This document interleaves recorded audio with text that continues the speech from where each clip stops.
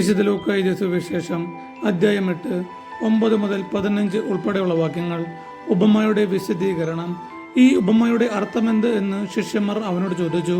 അവൻ പറഞ്ഞു, ദൈവരാജ്യത്തിന്റെ രഹസ്യങ്ങൾ അറിയാൻ വരം ലഭിച്ചിരിക്കുന്നത് നിങ്ങൾക്കാണ്.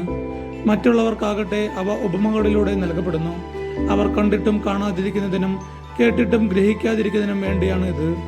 ഉപമ ഇതാണ്: വിത്ത് ദൈവവചനമാണ്. ചിലർ വചനം ശ്രവിച്ചെങ്കിലും അവർ വിശ്വസിക്കുകയോ രക്ഷപ്പെടുകയോ ചെയ്യാതിരിക്കുവാൻ വേണ്ടി പിശാചു വന്ന് അവരുടെ ഹൃദയങ്ങളിൽ നിന്ന് വചനം എടുത്തു കളയുന്നു. ഇവരാണ് വഴിയരികിൽ വീണ വിത്ത്.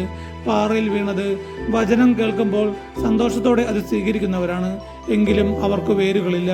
അവർ കുറെ നാളത്തേക്ക് വിശ്വസിക്കുന്നു, എന്നാൽ പ്രലോഭനങ്ങളുടെ സമയത്ത് അവർ വീണു പോകുന്നു.